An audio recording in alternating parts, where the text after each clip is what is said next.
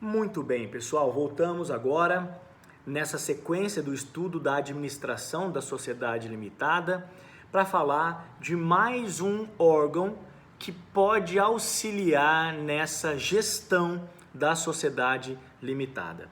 Nós acabamos de estudar a administração. Vimos quem pode ser administrador, quem não pode ser administrador, como isso é oficializado, vimos como responderá a esse administrador, falamos dos efeitos da responsabilização pessoal, alguns vão chamar isso de teoria ultra vires, que já está em desuso, ninguém mais usa isso, mas enfim, a ideia é que a administração seja exercida de maneira oficial, responsável, proba, com uma série de determinações que a gente acabou de estudar. Entretanto, o próprio legislador reconhece a possibilidade de eventuais desvios, tanto que traz regras de responsabilização do administrador. Muito bem. Além disso, o próprio Código passa a tratar para nós, a partir do 1066, de um órgão que é facultativo. Ou seja, a lei não impõe a criação nem a existência desse órgão, mas o faculta aos sócios de sociedade limitada, a fim de que possa haver uma certa vigilância da administração. Nós estamos falando do Conselho Fiscal. O Conselho Fiscal é um órgão facultativo que pode ser criado na assembleia, na deliberação entre os sócios ou em contrato social, com a finalidade, como o próprio nome diz, de fiscalizar as atividades da administração da sociedade. Os atos do administrador estará sujeito à verificação desse conselho. Esse conselho fiscal se chama conselho porque ele vai ser formado por pelo menos 3 membros e seus suplentes, seus substitutos, ok? Então, pelo menos 3 membros e seus substitutos, sendo que os sócios minoritários que consigam, que arrecadem pelo menos 1/5 do capital vão poder indicar um participante desse conselho, que deverá ter pelo menos 3. Esses conselheiros fiscais vão ter a finalidade de, entre aspas, vigilância, de observação dos atos de administração. Vão poder ser remunerados. E essa remuneração tem que estar estabelecida no contrato. Vão poder ser sócios, mas também vão poder ser terceiros. Isso, a sociedade poderá indicar terceiras pessoas que vão compor esses conselhos fiscais, que vão fiscalizar a sociedade e vão poder se reunir periodicamente para discutir tomadas de decisões, discutir os efeitos da decisão tomada pelo administrador, vão poder suscitar, vão poder propor a destituição do administrador, serão ouvidos em caso de dúvida.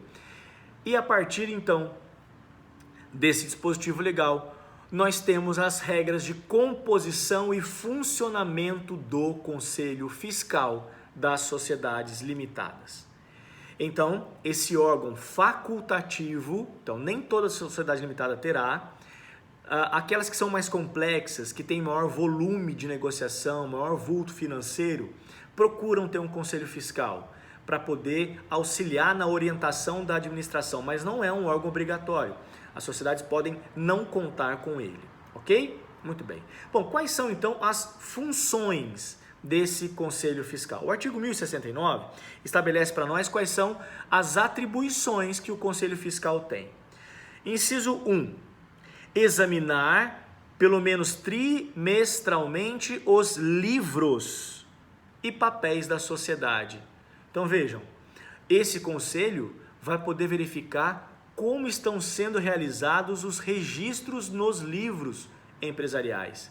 Nós temos um único livro obrigatório, chamado livro diário, mas as sociedades podem manter as suas inscrições em vários outros livros empresariais.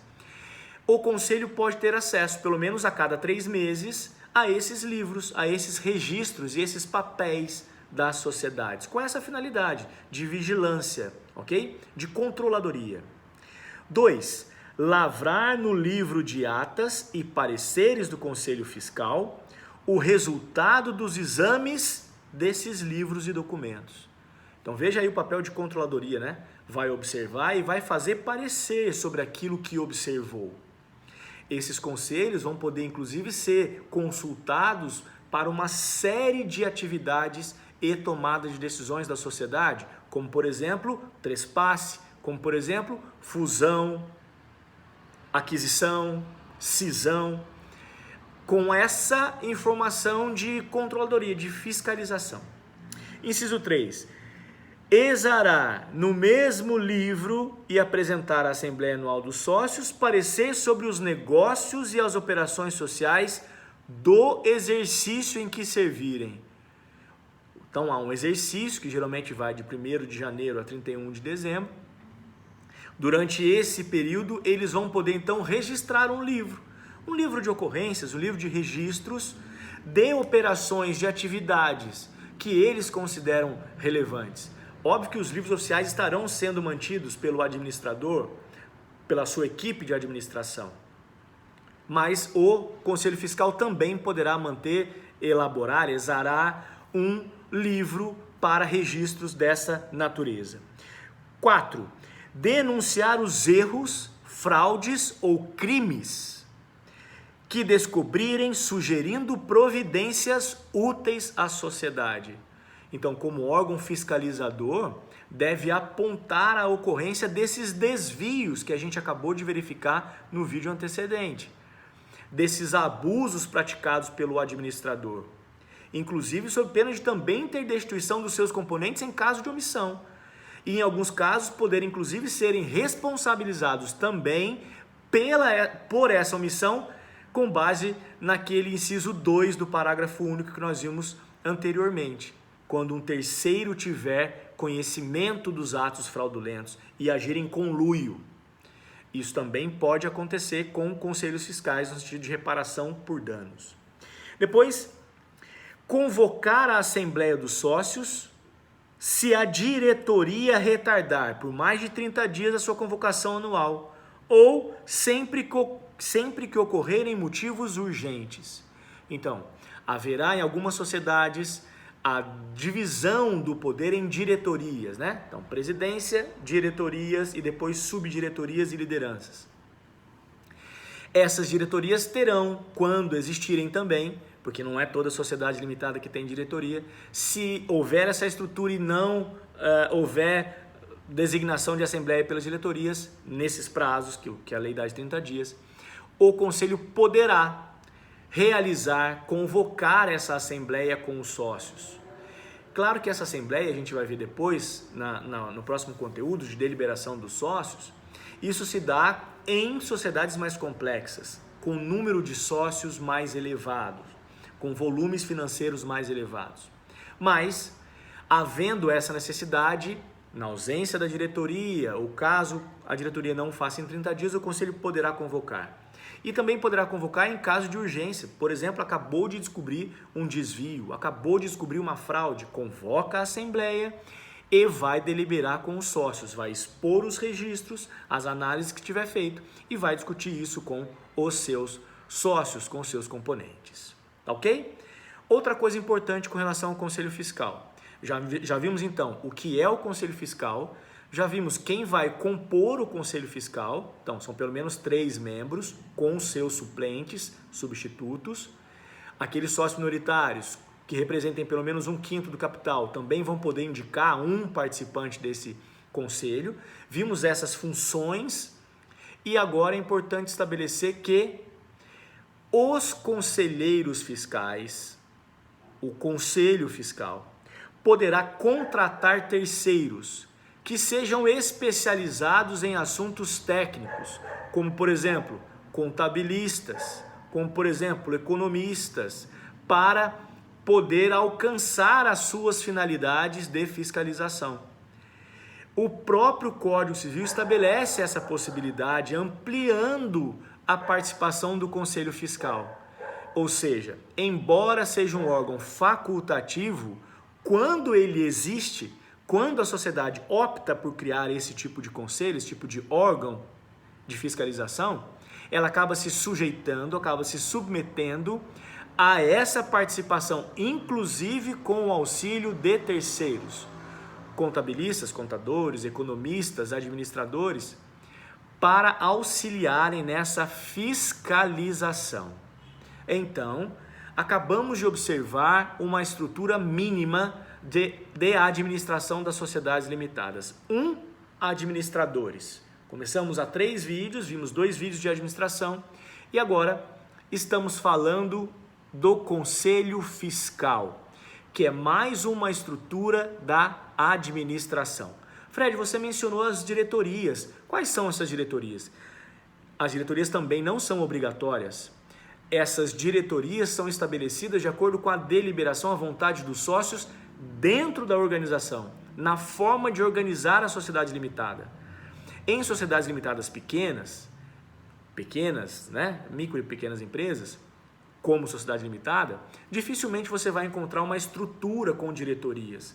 Mas em empresas maiores, com vários sócios, com vários objetivos sociais, com um volume financeiro considerável, é mais comum você ter a centralização de um presidente ou de um administrador com diretorias específicas, por exemplo, diretoria jurídica, diretoria administrativa, diretoria financeira, diretoria operacional.